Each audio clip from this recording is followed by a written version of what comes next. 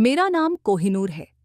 मेरी शादी एक मिडिल क्लास फैमिली में हुई थी, जहां पर मेरे पति के अलावा मेरे ससुर, जेठ जेठानी और उनकी एक जवान बेटी भी रहते थे। मेरे ससुराल में किसी चीज की कमी नहीं थी।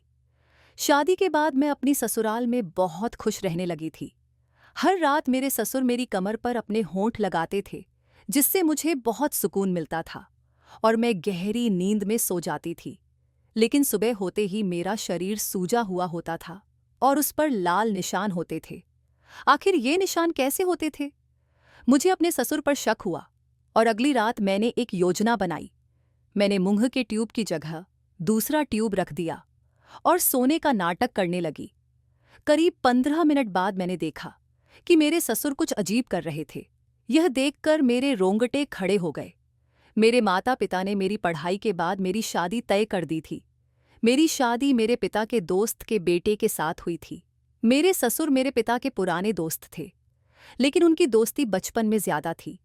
मैंने अपने ससुर को शादी के बाद पहली बार देखा था, क्योंकि उनके बीच की दोस्ती केवल नाम मात्र की रह गई थी। जब मेरे पिता ने एक दिन अपने दोस्त के बेटे यानी मेरे पति को देखा तो उन्हें वह बहुत पसंद आया।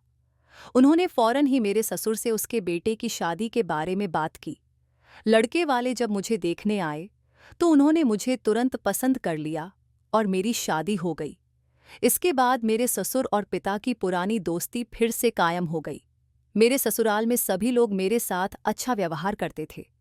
मेरी जेठानी भी मेरे साथ बहनों की तरह रहती थी और उनकी बेटी मीनू मेरी दोस्त बन गई थी। मैं अपने ससुराल वालों के साथ जल्दी ही एडजस्ट हो गई थी। मेरे पति भी बहुत अच्छे इंसान थे और मेरा ख्याल रखते थे। शादी के 4 महीने बाद मेरे पति को दूसरे शहर काम के सिलसिले में जाना पड़ा। उन्होंने मुझे बताया कि उन्हें 1 महीने की छुट्टी मिली है, लेकिन मैंने जिद करके 1 हफ्ता और बढ़वा दिया। इसके बाद और छुट्टी की गुंजाइश नहीं थी। मैं उनके जाने पर बहुत उदास हो गई थी। ऊपर वाले ने पति पत्नी का रिश्ता ही ऐसा बनाया है कि अगर दोनों साथ न हों तो दूरी बर्दाश्त नहीं होती। मेरी शादी को सिर्फ 4 महीने ही हुए थे और मैं अपने पति के बिना नहीं रह सकती थी। फिर वो दिन भी आ गया जब मेरे पति को जाना था। उनके जाने के बाद मैं बहुत उदास रहने लगी थी। मेरी सास और जेठानी मुझे समझाती थीं और मीनू भी मुझे हंसाने की कोशिश करती थी। धीरे धीरे मैं नॉर्मल हो गई। मेरे पति के जाने के 15 दिन बाद मेरे साथ एक अजीब घटना घटने लगी। रात को चाय पीकर सोने के बाद सुबह जब मेरी आंख खुली तो मुझे अपने आसपास अजीब सी स्मेल आ रही थी। जब मैंने अपने हाथ पैरों पर देखा तो वे सूजे हुए थे और उन पर लाल निशान थे। मैं डर गई थी और बाथरूम में नहाने चली गई। नहाने के बाद लाल रंग के निशान थोड़ा हल्के हो गए थे, लेकिन सूजन अभी भी थी। मुझे समझ में नहीं आ रहा था कि यह सब कैसे हो रहा है। जब मैं नाश्ते के लिए नीचे गई तो सब कुछ नॉर्मल था। सब लोग नाश्ते की टेबल पर बैठे मेरा इंतजार कर रहे थे। मेरी सास ने मुझसे पूछा, क्या हुआ बहू, तुम उदास क्यों लग रही हो? मैंने कहा, नहीं माँ जी, ऐसी कोई बात नहीं है। लेकिन मेरा चेहरा देखकर सभी को लगा कि कुछ तो हुआ है। मेरे ससुर ने मुस्कुराते हुए पूछा, कुछ तो बात है, तुम्हारा चेहरा बहुत उतरा हुआ लग रहा है। मैंने जवाब दिया, कुछ नहीं, बस रितेश की याद आ रही है। इस पर सबने मुझे दिलासा दिया और कहा, टेंशन मत लो, धीरे धीरे सब आदत हो जाएगी। मैं सबसे पूछना चाहती थी कि मेरे हाथ पैरों पर लाल निशान कैसे आए, लेकिन मैंने कुछ नहीं कहा। मेरे हाथों पर हल्के हल्के निशान अभी भी थे। जेठानी की बेटी मीनू मुझसे पूछने लगी, आपके हाथों पर ये निशान कैसे आए? चाची जी, आपने अपने हाथों पर लिपस्टिक क्यों लगाई है? ऐसा लग रहा है कि शायद आपने लिपस्टिक ठीक से नहीं लगाई होगी, इसलिए उसे अपने हाथों से छुड़ाने की कोशिश की होगी। अब आपके हाथों पर निशान आ गए हैं। मीनू की यह बात सुनकर मुझे पक्का यकीन हो गया कि यह किसी का काम नहीं था। मैं बस उसकी बात पर मुस्कुरा दी। कुछ दिनों तक मेरे साथ ऐसा कुछ नहीं हुआ। मेरी सास की तबीयत खराब रहने लगी और सबका ध्यान उनकी ओर ही था। फिर एक दिन वही हुआ जिसका डर था। मेरी सास की तबीयत नहीं सुधरी और वे इस दुनिया से चली गईं। वे बहुत अच्छी औरत थीं। उन्होंने कभी भी मेरे या मेरी जेठानी के साथ गलत व्यवहार नहीं किया। वे हम दोनों को अपनी बेटियों जैसा प्यार करती थीं। उनकी मोहब्बत आज भी मेरे दिल में ताज़ा है, लेकिन शायद उनकी जिंदगी इतनी ही लिखी थी। मेरी सास की मौत पर मेरे पति भी घर वापस आ गए थे। मैंने अपने पति को काफी सहारा दिया, क्योंकि वे अपनी मां की अचानक मौत पर बहुत दुखी थे। लेकिन एक दिन उन्हें वापस काम पर जाना पड़ा। सास की मौत के 10 दिन बाद मेरे पति फिर से चले गए। मैं उस घटना को भूल चुकी थी जो मेरे साथ पहले हुआ था। लाल निशान और मुंह की स्मेल वाला वाकया मेरे दिमाग से निकल गया था। सास की मौत के बाद घर में मायूसी का माहौल था। दुख तो दिल में था, लेकिन जीवन रुकता नहीं है। सब धीरे धीरे अपने रूटीन पर वापस आ गए। एक दिन मेरी कमर में बहुत दर्द हो रहा था। मेरे ससुर ने मेरी शक्ल देखी और पूछा, क्या हुआ बहू, तबीयत तो ठीक है? मैंने कहा, कुछ नहीं, बस आज मेरी कमर में बहुत दर्द हो रहा है। मेरे ससुर मेरे पास आकर बैठ गए और मेरे सिर पर हाथ फेरकर कहने लगे, बहू, बुरा मत मानो तो एक बात कहूं, मैं तुम्हारी कमर पर मलहम लगा देता हूं, तुम्हारी कमर का दर्द ठीक हो जाएगा। उनकी यह बात सुनकर मुझे झिझक महसूस हो रही थी। मैंने कहा, नहीं, मैं खुद लगा लूंगी, आपको लगाने की कोई जरूरत नहीं। वे हंसकर बोले, इसमें क्या बड़ी बात है, तुम भी तो इस घर की ही मेंबर हो, इतना तो मैं तुम्हारे लिए कर ही सकता हूं। तुम्हारी सासू मां की भी कमर में दर्द रहता था। मैं उनकी कमर पर रोज मलहम लगाता था और अच्छे से मालिश करता था। इससे कमर का दर्द चुटकियों में गायब हो जाता था। आखिर में झिझकते हुए मैंने मान लिया। उस दिन घर के सब लोग मंदिर गए हुए थे, सिर्फ मेरे ससुर ही घर पर थे। मैं कमर के दर्द की वजह से मंदिर नहीं जा पाई थी। मैं लेट गई और मेरे ससुर अपने कमरे से मलहम लेकर आए और मेरी कमर पर लगाने लगे। वे बहुत अच्छे से मालिश कर रहे थे और मुझे बहुत अच्छा महसूस हो रहा था। जब मालिश हो गई तो उन्होंने मुस्कुराकर पूछा, अब कैसा लग रहा है? मैंने हंसकर जवाब दिया, आप तो बहुत अच्छी मालिश करते हैं। मेरी कमर का दर्द तो बिल्कुल ठीक हो गया। वे कहने लगे, अब देखो, मैं तुम्हारे पैरों की मालिश करता हूं, तुम्हारे पैरों को भी आराम मिलेगा। इससे पहले कि मैं कुछ कह पाती, उन्होंने मेरे पैरों पर मालिश करना शुरू कर दिया। मैं चुप हो गई थी। मेरे ससुर मालिश करके चले गए और सब लोग मंदिर से वापस आ गए। मुझे बहुत आराम मिला था, इसलिए मैं अपने कमरे में जाकर लेट गई और मुझे नींद आ गई। जब सुबह हुई तो मैंने देखा कि मेरे हाथों और पैरों पर फिर से लाल निशान थे और मुंह की खुशबू आ रही थी, जैसे रात को मालिश हुई हो। लेकिन मुझे याद था कि मालिश तो रात को ही हुई थी। बाथरूम में जाकर मैंने अपने शरीर को देखा तो मेरे पूरे शरीर पर लाल निशान थे। एक बार फिर से वही घटना हुई थी और मैं रोने लगी थी।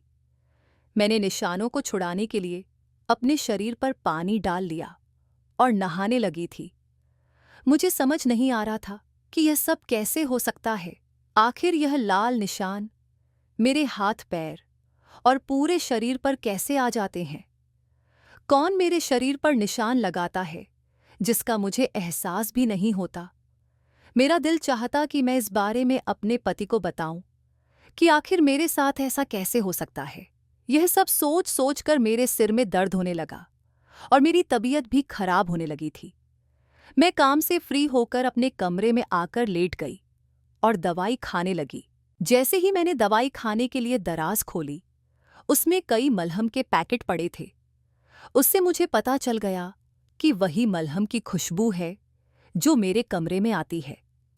लेकिन सोचने वाली बात यह है कि इतने सारे मलहम के पैकेट मेरे कमरे में कहाँ से आ गए थे? मेरे पास तो सिर्फ एक ही मलहम का ट्यूब था। मैं यह सब सोचते सोचते भूल गई थी कि मैंने दराज दवाई निकालने के लिए खोली थी। लेकिन मलहम की खुशबू इतनी ज्यादा थी कि मुझे वह पैकेट दूर से ही दिखाई दे गए थे।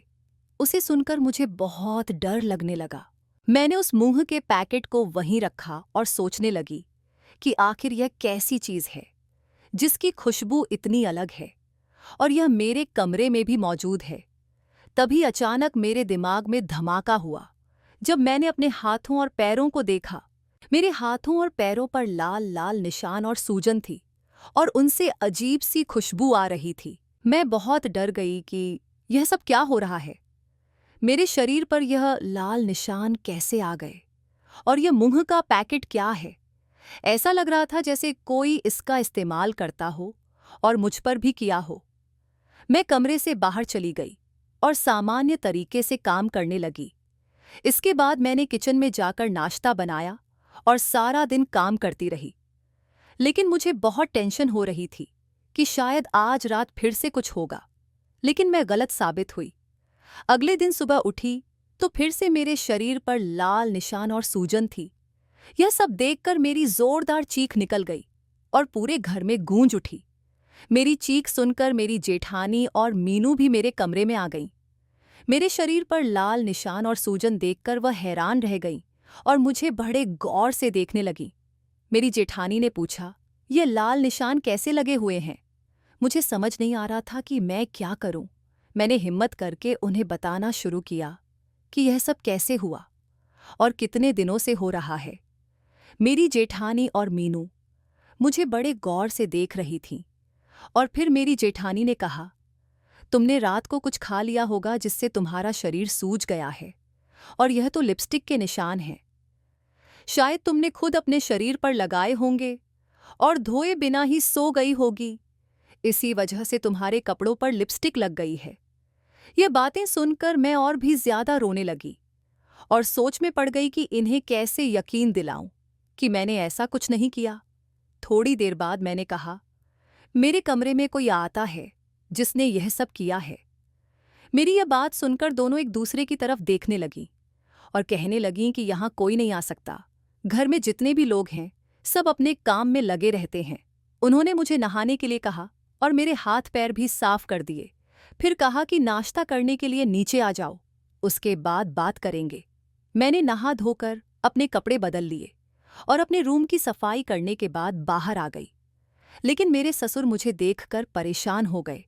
उन्होंने मुझसे पूछा, क्या हुआ है बहू, तुम परेशान लग रही हो? मैंने उन्हें सब कुछ बता दिया। यह सुनकर वह खामोश हो गए और बोले, चलो परेशान मत हो, नाश्ता कर लो। नाश्ता करने के बाद मेरे ससुर मेरे पास आकर बैठ गए और कहने लगे, तुम फिक्र मत करो, मैं तुम्हारे साथ हूं, मैं तुम्हें कुछ नहीं होने दूंगा। उनकी बातें सुनकर मुझे दिलासा मिला। और फिर मेरी जेठानी मेरे पास आई और कहने लगी, तुम डरो मत, हमारे घर में ऐसा कुछ नहीं है, तुम बेवजह ही परेशान हो रही हो। मेरी शादी को 18 साल हो गए हैं, मैंने आज तक यहाँ ऐसा कुछ भी महसूस नहीं किया। तुम्हारे साथ जो हो रहा है वैसा कभी मेरे साथ या हमारी सास के साथ भी नहीं हुआ। तो फिर भला तुम्हारे साथ ऐसा कैसे हो सकता है कि कोई तुम्हारे कमरे में आए और तुम्हें पता न चले? तुम खुद ही लिपस्टिक लगाती होगी और शायद वह लिपस्टिक तुम्हारे हाथ से फैल जाती होगी। इस वजह से तुम्हें पता नहीं चलता होगा, तुम ही भूल गई होगी और तुम्हें नींद आ जाती होगी। यह सिर्फ तुम्हारा भ्रम है और कुछ नहीं। अपनी जेठानी की बातें सुनकर मैंने उनकी तरफ देखा और कहा, भाभी, आप कैसे कह सकती हैं कि यह मेरा भ्रम है? मैं इतनी बड़ी बात कैसे भूल सकती हूँ? इसके बाद मेरी जेठानी मुझे समझाने की कोशिश करने लगी, लेकिन मैं कैसे मान सकती थी, क्योंकि जो मेरे साथ हुआ था वह बहुत ही अजीब था। अब मैंने समझ लिया था कि जो करना होगा मुझे खुद ही करना होगा। ये लोग मेरी बात को कभी नहीं समझ सकते। आखिरकार मुझे उनकी बातों में हाँ मिलानी पड़ी। मैं रोज की तरह अपने कामों में बिजी हो गई। अगले दिन सुबह उठी तो फिर से वही सब हुआ जो हो रहा था। मेरे शरीर पर लाल निशान मौजूद थे और कमरे से बहुत तेज मुंह की खुशबू आ रही थी। मगर आज मुझे हैरानी नहीं हुई, बल्कि मुझे बहुत गुस्सा आ रहा था। अब मुझे किसी भी हालत में इस सच्चाई का पता लगाना था कि मेरे साथ ऐसा क्यों हो रहा है और यह सब कौन कर रहा है। कौन है इस हरकत के पीछे जो बार बार मुझे परेशान करता है। मैंने कुछ सोचा और फिर दरवाज़ा खोला, जहां अब तक वह मूंग के पैकेट मौजूद थे। मेरे दिमाग में एक बात आई कि कहीं यह वही तो नहीं जिसकी वजह से मुझे बेहोश होकर नींद आ जाती है। इसमें कुछ तो गड़बड़ है।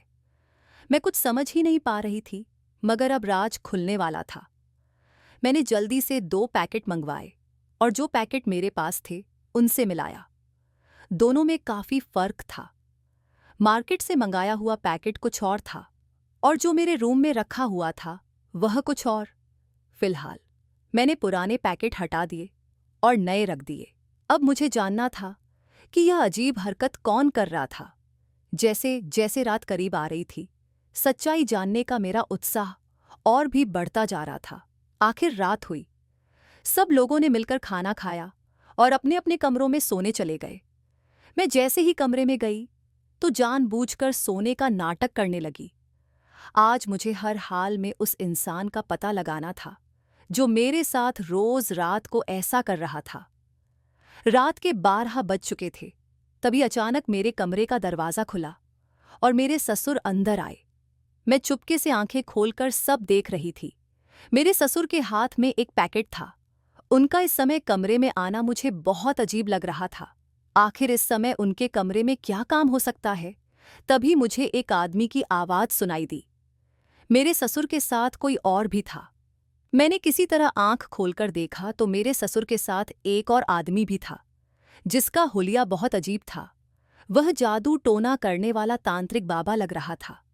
मुझे अपने कमरे में उन्हें देखकर बहुत डर लग रहा था, लेकिन मैं खुद को संभाल रही थी। मेरे दिमाग में अजीब अजीब ख्याल आ रहे थे। तभी वह आदमी मेरे सामने आकर बैठ गया। मैंने सोने का नाटक जारी रखा। मेरी आंखें बंद थीं और उसने मेरे ससुर से कुछ कहा। ससुर उसकी बात मानते हुए मेरे पास आकर बैठ गए और मुंह निकालकर मेरे पैरों पर लगाने लगे। शायद यह वही पैकेट था जो मैंने ड्रोन में रखा था। उसके थोड़ी देर बाद धीरे धीरे मेरे ससुर मेरे पूरे शरीर पर मलने लगे। मुझे मुंह की तेज स्मेल आ रही थी। यह सब मैं अच्छी तरह से महसूस कर रही थी।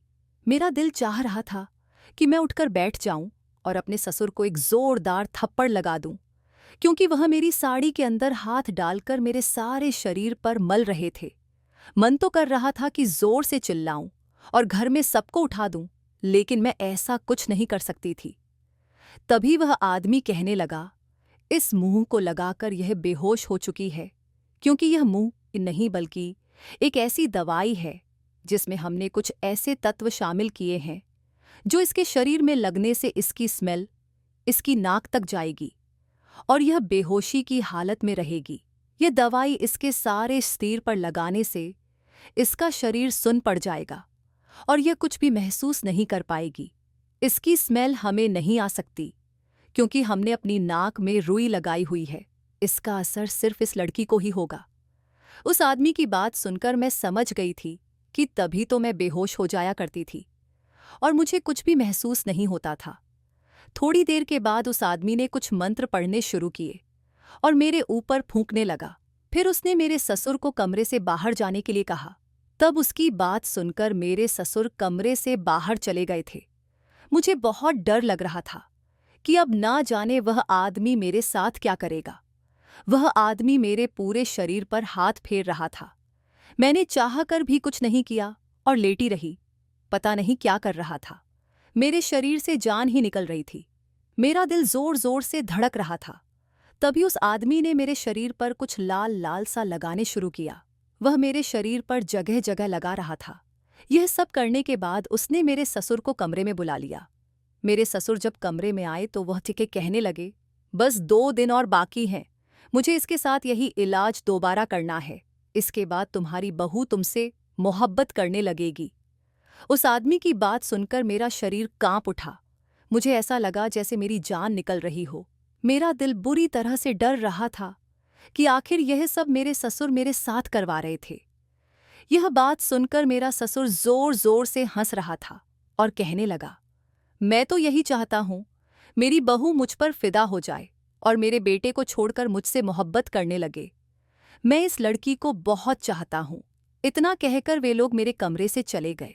लेकिन मैं अपने आप को देखकर बहुत घबरा गई थी। मैंने कभी सोचा भी नहीं था कि यह हकीकत होगी। मेरे ससुर मेरे साथ ऐसा कर सकते हैं और मुझ पर इतनी गंदी नज़र रख सकते हैं। वे लोग कमरे से जा चुके थे। मैंने उठकर जल्दी से कमरे को अंदर से बंद कर लिया और नहाने चली गई। मैंने अपने शरीर से सारे निशान साफ कर लिए और सोचने लगी कि आगे क्या करूं। रात का 1 बज चुका था जब मैंने अपने पति को फ़ोन किया और सोचने लगी कि अब क्या करूं। शायद मेरे पति सो रहे थे।